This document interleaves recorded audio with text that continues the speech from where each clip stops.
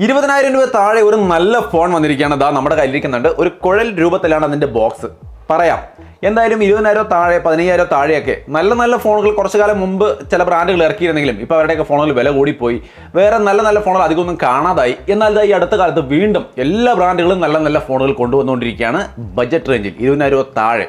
ഇത് ആ കൂട്ടത്തിലെ ഒരെണ്ണമാണ്. വൺ ഓഫ് ദി ബെസ്റ്റ് എന്ന് പറയാം. കണ്ട് നോക്കിയിട്ട് തീരുമാനിച്ചാൽ മതി എങ്ങനെയുണ്ടെന്നുള്ള കാര്യം. അഭിപ്രായം കമന്റ് ചെയ്യാൻ മറക്കണ്ട. പിന്നെ ഇതൊരു ക്യുക്ക് അൺബോക്സിംഗ് വീഡിയോ ആണ്. എന്തൊക്കെയാണ് ഇതിന്റെ കാര്യങ്ങൾ എന്നുള്ളത് ജസ്റ്റ് ഒന്ന് പറഞ്ഞു തരാം, കണ്ടു നോക്കൂ. അപ്പോൾ ഈ ഒരു സിലിണ്ടർ ഷേപ്പിലുള്ള ഈ ബോക്സ് നമുക്ക് ഓപ്പൺ ചെയ്യാം. അപ്പോൾ അതിനകത്ത് നമ്മുടെ സാധാരണ ബോക്സ് ഇരിക്കുന്നു. എന്തായാലും ആ സിലിണ്ടർ ബോക്സ് നമുക്ക് അങ്ങോട്ട് മാറ്റി വയ്ക്കാം. ബോക്സ് ഓപ്പൺ ചെയ്യുമ്പോൾ നേരെ മുകളിൽ തന്നെ ഒരു വൈറ്റ് ബോക്സ് ആണ്. അതിനകത്ത് കേസ് ആണ് ഇരിക്കുന്നത്. അത്യാവശ്യം കുഴപ്പമില്ലാത്തൊരു കേസ്. പിന്നെ ഫോണാണ് നമ്മുടെ കയ്യിൽ കിട്ടുന്നത്. അതിൻ്റെ ഒപ്പം തന്നെ സർവീസുമായി ബന്ധപ്പെട്ട ഒരു കാർഡ് കിട്ടുന്നുണ്ട്. പിന്നെ ഫോണിന്റെ ഒരു ലുക്ക് നിങ്ങൾ ഈ കാണുന്ന തരത്തിലാണ്. ഡീസൻ്റ് ആയ ലുക്ക് തന്നെ. ഇത് കൂടാതെ ചാർജർ ഉണ്ട്, അതിന്റെ കേബിൾ വരുന്നുണ്ട്. പിന്നെ ഒരു അഡാപ്റ്റർ ഇരിക്കുന്നുണ്ട്. ടൈപ്പ് C to 3.5mm ജാക്കിലേക്കുള്ള അഡാപ്റ്റർ. സോ ഇത്രയുമാണ് ബോക്സിലുള്ളത്. ബോക്സ് അങ്ങോട്ട് മാറ്റി വെച്ച് ഫോണിലേക്ക് വരാം. ഇതാണ് ലാവയുടെ ബ്ലേസ് കർവ് എന്ന ഫോൺ. പേര് ഇതാണ്, ബ്ലേസ് കർവ്. കാരണം ഇതിന്റെ ബാക്കിൽ നിന്നും ഒരു കർവ് ഉണ്ട്, ഫ്രണ്ടിൽ നിന്നും കർവ് ഉണ്ട്. കർവ് ഡിസ്പ്ലേ ഒക്കെ ആയിട്ട് കർവ് എന്നാണ് ഈ ഫോണിന്റെ പേര്. കാണാനൊക്കെ നന്നായിരിക്കുന്നു. നിങ്ങൾക്ക് ഇവിടെ കാണാവുന്ന പോലെയാണ് ഇതിന്റെ ഡിസൈൻ. താഴെ speaker grill, type C port, main microphone, dual nano SIM slot, right സൈഡിൽ പവർ ബട്ടൺ, വോളിയം ബട്ടൺ, മുകളിൽ IR ബ്ലാസ്റ്റർ ഉണ്ട്, നോയ്സ് ക്യാൻസലിംഗ് മൈക്രോഫോൺ ഉണ്ട്, സ്പീക്കർ ഗില്ല് ഉണ്ട്, dual stereo speaker with Dolby sound ആണ്. ചെറിയൊരു സൗണ്ട് ക്വാളിറ്റി ഒന്ന് കേൾപ്പിച്ചു തരാം.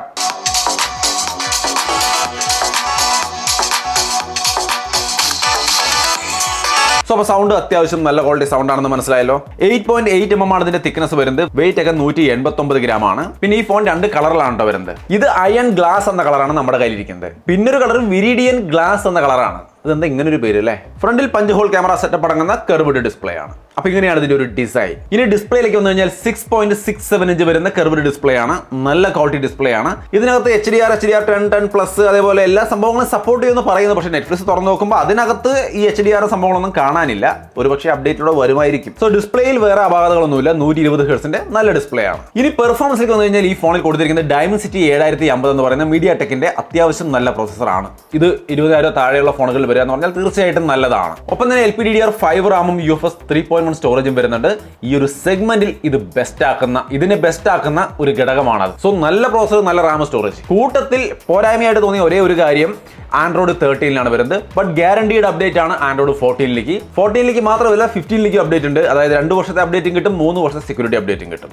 സോ അവ കാര്യങ്ങളൊന്നും ടെൻഷൻ വേണ്ട. പിന്നെ ക്ലീൻ എക്സ്പീരിയൻസ് ആണ്. ബ്ലോട്ട് വയേഴ്സ് ഒന്നുമില്ല. നീറ്റ് ആൻഡ് ക്ലീൻ ആണ്. അത്യാവശ്യം BGMI ഒക്കെ സ്മൂത്ത് എക്സ്ട്രീമിൽ കളിക്കാം. നിങ്ങൾ ഇവിടെ കാണുന്ന പോലെ അത്യാവശ്യം കളിക്കാൻ പറ്റുന്നുണ്ട്. സോ അപ്പോൾ BGMI ഒക്കെ കളിക്കാൻ പറ്റുന്ന തരത്തിലുള്ള ഒരു സെറ്റ് ബഡ്ജറ്റ് റേഞ്ചിലെ ഒരു നല്ല പെർഫോമൻസ് ഉള്ള ഫോൺ എന്ന് പറയാം. സോ അപ്പോൾ അങ്ങനെയാണ് പെർഫോമൻസിന്റെ കാര്യം. വേറെ അപാകതകളൊന്നുമില്ല. ക്യാമറയിലേക്ക് വന്നു കഴിഞ്ഞാൽ 64 മെഗാപിക്സൽ ട്രിപ്പിൾ ക്യാമറ സെറ്റപ്പാണ് റിയർ സൈഡിൽ. 32 മെഗാപിക്സലിന്റെ സെൽഫി ക്യാമറ സെറ്റപ്പാണ് ഫ്രണ്ടിൽ കൊടുത്തിരിക്കുന്നത്. ക്വാളിറ്റി ഒക്കെ നിങ്ങൾക്ക് ഇവിടെ കാണാം. ഈ കാണുന്നത് വൈഡ് ആംഗിൾ ക്യാമറയുടെ ഇമേജ് ആണ്.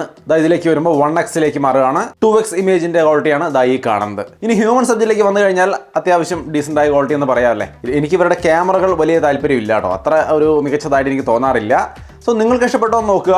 ഇമേജുകൾ ഞാൻ എല്ലാ ലൈറ്റിംഗ് കണ്ടീഷനിലും എടുത്തിട്ടുണ്ട്. ഒക്കെ ഞാൻ ഇവിടെ ഷെയർ ചെയ്യുന്നുണ്ട്. വീഡിയോയിലേക്ക് വന്നു കഴിഞ്ഞാൽ നിങ്ങൾക്ക് ഇവിടെ കാണുന്ന പോലുള്ള വീഡിയോ ക്വാളിറ്റി നമുക്ക് ഇവരുടെ ക്യാമറ തരുന്നുണ്ട്. മെയിൻ ക്യാമറയിൽ 4K വീഡിയോ ഷൂട്ട് ചെയ്യാൻ സാധിക്കുന്നുണ്ട്.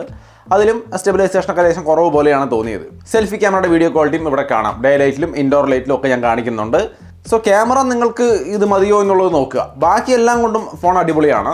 ഇത് മാത്രം കുറച്ചും കൂടി നന്നാവണമെന്നാണ് എൻ്റെ അഭിപ്രായം. എന്തായാലും മെയിൻ ക്യാമറയുടെ ഇൻഡോർ ലൈറ്റിലെ വീഡിയോ കൂടി നിങ്ങൾക്ക് ഇവിടെ കാണാം. സോ മൊത്തത്തിൽ ക്യാമറയുടെ കാര്യം എങ്ങനെയാണ്. എന്തായാലും നമുക്ക് ബാക്കിയുള്ള കാര്യങ്ങൾ നോക്കാം. പിന്നെ ഇതിന്റെ ബാറ്ററി 5000 mAh ആണ്. 33 വാട്ടിന്റെയാണ് ഫാസ്റ്റ് ചാർജിങ്. പ്രൈസ് കൺസിഡർ ചെയ്യുമ്പോൾ അതും ഡീസന്റ് ആണ്. പിന്നെ Wi-Fi 6, Bluetooth 5.2, 8 5G ബാൻഡുകളൊക്കെ ആയിട്ട് കോൾ നെറ്റ്വർക്ക് പോലുള്ള കാര്യങ്ങളിലും വേറെ അപാകതകളൊന്നും കണ്ടില്ല. ഒക്കെ നന്നായിരിക്കുന്നു. പിന്നെ ഇതിൽ in display finger print sensor ഒക്കെ വരുന്നുണ്ട്. അതിന്റെ പെർഫോമൻസ് കാണാം, സ്മൂത്ത് ആണ്. സോ മൊത്തത്തിൽ നമ്മൾ നോക്കിക്കഴിഞ്ഞാൽ ഈ ഒരു ഫോണിന്റെ design, display, performance, camera, battery എല്ലാം കൂടി നോക്കുമ്പോൾ ഒരു ബഡ്ജറ്റ് റേഞ്ച് 20,000 താഴെ വരുന്ന ഒരു ഫോണാണെങ്കിൽ തീർച്ചയായിട്ടും നല്ലൊരു ഫോണാണെന്ന് തന്നെ പറയാം. ലാഭം നന്നായിട്ട് ചെയ്തിരിക്കുന്ന കാര്യങ്ങൾ.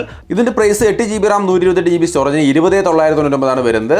ഓഫർ കാര്യങ്ങളൊക്കെ ഉണ്ടെന്നാണ് പറയുന്നത്. കൃത്യമായിട്ട് എനിക്ക് എന്തൊക്കെയാണ് ഓഫർ എന്നറിയില്ല. ഞാൻ താഴെ ഡിസ്ക്രിപ്ഷനിൽ കൊടുക്കാൻ അറിഞ്ഞു കഴിയുമ്പോൾ 17,999 ആയിരിക്കും എഫക്റ്റീവ് പ്രൈസ് എന്നാണ് പറയുന്നത്. So under 20,000. ലാവയുടെ ഫോണുകൾ ഉപയോഗിച്ച് പരിചയമുള്ള ആൾക്കാരുണ്ടെങ്കിൽ നിങ്ങളുടെ അഭിപ്രായം കൂടി കമന്റ് ആയിട്ട് ഷെയർ ചെയ്യുക. പിന്നെ നിങ്ങളുടെ അടുത്ത് സർവീസ് ഒക്കെ കൃത്യമായിട്ട് കിട്ടുന്നുണ്ടോ നോക്കുക. അല്ലെങ്കിൽ തന്നെ ഇവർക്ക് ഈ പറഞ്ഞ പോലെയുള്ള സർവീസാണ്, ഹോം സർവീസ് ഒക്കെ ഉണ്ട്. അതിന്റെ പേപ്പറൊക്കെ ഇതിൻ്റെ ഒപ്പം തന്നെ വെച്ച് വിട്ടിട്ടുണ്ട്. സോ ഇതിലേതായാലും വ്യക്തമായിട്ട് അന്വേഷിച്ച് ബോധ്യപ്പെട്ടിട്ട് പർച്ചേസ് ചെയ്യാം. 11-ാം തീയതിയാണ് ഇതിന്റെ സെയിൽ ഡേറ്റ് വരുന്നത്. സോ അപ്പോൾ ആ ഒരു ഡേറ്റിലേക്ക് നോക്കിയിരിക്കാം താല്പര്യമായവർക്ക്. എന്തായാലും നിങ്ങളുടെ അഭിപ്രായങ്ങൾ തീർച്ചയായിട്ടും കമന്റായി ഷെയർ ചെയ്യുക. വീഡിയോ ഇഷ്ടപ്പെട്ടാൽ ലൈക്കും ഷെയറും ചെയ്യാൻ മറക്കണ്ട. വീണ്ടും ഒരു വീഡിയോയിൽ കാണാം.